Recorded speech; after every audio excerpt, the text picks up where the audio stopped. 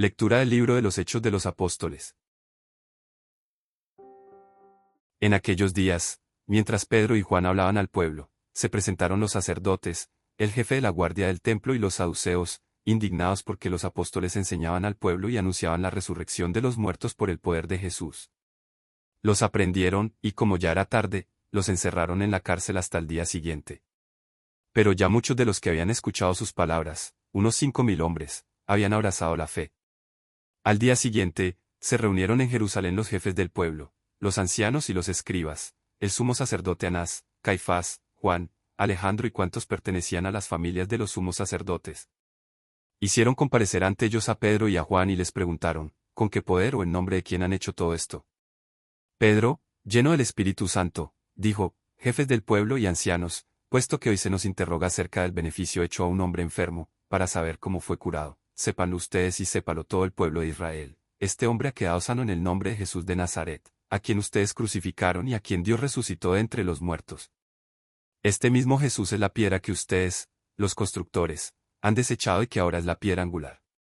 Ningún otro puede salvarnos, porque no hay bajo el cielo otro nombre dado a los hombres por el que nosotros debamos salvarnos.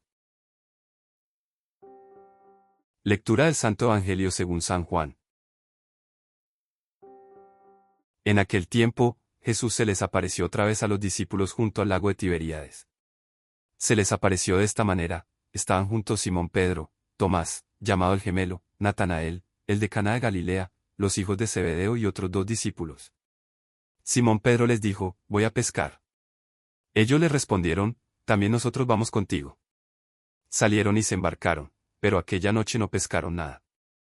Estaba amaneciendo, cuando Jesús se apareció en la orilla, pero los discípulos no lo reconocieron. Jesús les dijo, muchachos, ¿han pescado algo? Ellos contestaron, no. Entonces se les dijo, echen la red a la derecha de la barca y encontrarán peces.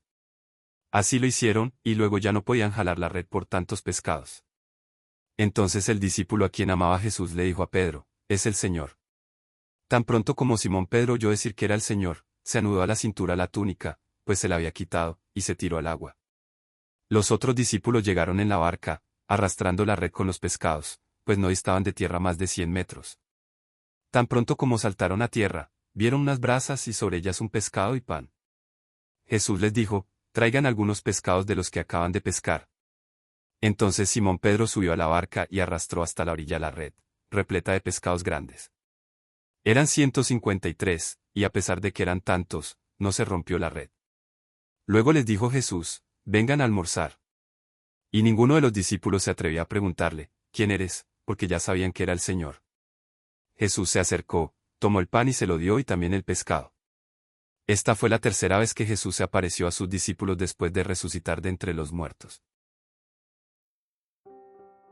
En este día la palabra de Dios nos presenta el primer conflicto oficial entre la iglesia naciente y las autoridades judías. Pedro y Juan han curado a un paralítico en el templo, han predicado la resurrección de Jesús, y miles han creído. Pero el poder establecido se siente amenazado. Los sacerdotes, el jefe de la guardia del templo y los saduceos, que no creían en la resurrección, se indignan. Arrestan a Pedro y a Juan y los encarcelan. Es el comienzo de la persecución. A pesar del arresto, la semilla del Evangelio sigue dando fruto. El texto señala que muchos de los que habían escuchado, unos 5.000 hombres, abrazaron la fe. El número es significativo, la iglesia crece, el poder humano no puede detener la palabra de Dios. Al día siguiente, se reúne el Sanedrín, la máxima autoridad judía. Están presentes los líderes religiosos más importantes, Anás, Caifás, Juan, Alejandro, y todos los de las familias sacerdotales. Hacen comparecer a Pedro y a Juan. La pregunta es directa, ¿con qué poder o en nombre de quién han hecho todo esto? Quieren saber la fuente de su autoridad. No les interesa el milagro, sino controlar a quienes lo realizan. Pedro, que antes había negado a Jesús por miedo a una muchacha, ahora, lleno del Espíritu Santo, responde con valentía ante el tribunal que lo puede condenar a muerte. Su discurso es un resumen del Evangelio. Comienza con el hecho concreto: este hombre ha quedado sano. El milagro está a la vista. No es una teoría, es una realidad. Y la causa de esa curación es el nombre de Jesús. Pedro identifica a Jesús con precisión: Jesús de Nazaret, a quien ustedes crucificaron y a quien Dios resucitó de entre los muertos. La cruz es obra de ellos, la resurrección es obra de Dios. El contraste es total. El crucificado es el resucitado. El que ellos rechazaron es el que Dios exaltó. Luego, Pedro cita la Escritura para interpretar el acontecimiento. Este mismo Jesús es la piedra que ustedes, los constructores, han desechado y que ahora es la piedra angular. La imagen proviene del Salmo 118. Los constructores son los líderes religiosos, los que deberían edificar el templo de Dios. Pero han desechado la piedra principal, el fundamento. Sin embargo, Dios ha hecho de esa piedra desechada la piedra angular, el sostén de todo el edificio. Lo que los hombres rechazan, Dios lo convierte en fundamento. Y Pedro concluye con una afirmación de una fuerza incomparable. Ningún otro puede salvarnos, porque no hay bajo el cielo otro nombre dado a los hombres por el que nosotros debamos salvarnos. La salvación no es múltiple, es única. No hay otros caminos, otras mediaciones, otros nombres. Solo Jesús. Solo su nombre tiene poder para salvar. No es una afirmación de exclusividad arrogante, sino de fidelidad a la revelación. Lo que Dios ha hecho en Jesús es definitivo, insustituible. En este día la palabra de Dios nos sitúa a orillas del lago de Tiberíades, en un encuentro del resucitado con sus discípulos. Es el tercer encuentro que el Evangelio de Juan registra después de la Pascua.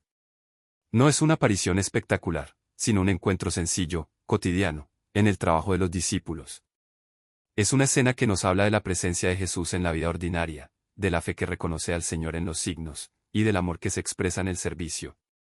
Los discípulos han vuelto a Galilea. Pedro, el líder, decide volver a lo que sabe hacer, pescar. No es una renuncia a la misión, sino una vuelta a la normalidad mientras esperan. Otros discípulos lo acompañan.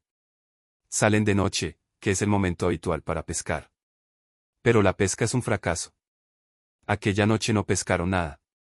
La noche, símbolo de la ausencia de Jesús, es estéril. Sin él, nada podemos hacer. Al amanecer, Jesús se aparece en la orilla. Pero los discípulos no lo reconocen. Es una de las constantes de las apariciones pascuales. El resucitado es el mismo, pero diferente. No lo reconocen de inmediato. La fe necesita ser despertada.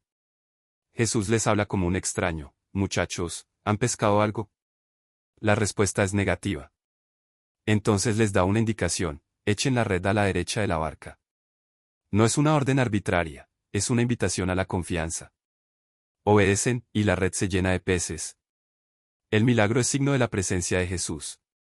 Es el mismo que había hecho que pescaran milagrosamente al principio de su ministerio. Ahora, después de la resurrección, repite el gesto. El discípulo amado, el de la mirada contemplativa, reconoce primero: es el Señor. No es la razón, es el amor el que ve. Pedro, el impulsivo, al oír que es el Señor, se pone la túnica y se tira al agua. Su gesto es elocuente, quiere llegar a Jesús cuanto antes. Los otros discípulos llegan en la barca, arrastrando la red. Al llegar a la orilla, ven que Jesús ya ha preparado el desayuno: brasas, pescado, pan. El Señor no necesita de ellos, pero quiere compartir. Les pide que traigan algunos de los pescados que han pescado.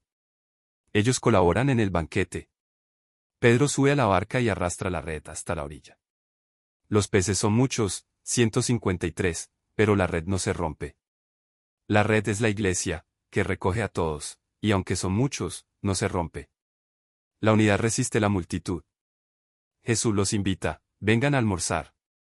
Ninguno se atreve a preguntarle quién es, porque ya saben que es el Señor. No necesitan preguntar, la certeza está en el corazón. Jesús se acerca, toma el pan y se lo da, y también el pescado. Es el gesto eucarístico, el compartir el pan y el pescado que alimentan. Hermanos, este encuentro a orillas del lago es un resumen de la vida cristiana. Primero, la noche estéril sin Jesús. Cuando actuamos solos, con nuestras fuerzas, sin contar con Él, los resultados son vacíos. Nuestra pesca es infructuosa. Pero cuando obedecemos su palabra, cuando echamos la red donde Él nos dice, entonces la pesca es abundante. La misión de la iglesia no es un proyecto humano, sino una respuesta a la palabra del Señor. Segundo, la presencia de Jesús en lo cotidiano. No se aparece solo en momentos de éxtasis, sino en la orilla del lago, en el trabajo, en la fatiga. Nos sale al encuentro donde estamos, en nuestra vida ordinaria. Nos habla como un extraño, pero sus palabras tienen poder. Tercero, el reconocimiento por el amor. El discípulo amado de primero. El amor agudiza la mirada. No son los argumentos teológicos, ni las pruebas racionales, sino el corazón que ama al que reconoce al Señor. La fe es un encuentro de amor. Cuarto, la iniciativa de Pedro. No espera que la barca llegue, se tira al agua. Es la prontitud del amor, el deseo de estar con el Señor. La fe no es pasiva, es un movimiento hacia Él. Quinto, el banquete compartido. Jesús nos invita a su mesa. Él prepara el alimento, pero nos pide que traigamos lo que hemos pescado. Nuestros esfuerzos, nuestras capturas, son puestas a disposición del Señor. Y Él nos da su pan, su pescado, su vida. La red no se rompe. La Iglesia, a pesar de su diversidad, a pesar de los muchos peces que recoge, permanece unida. Es la unidad que viene de Cristo.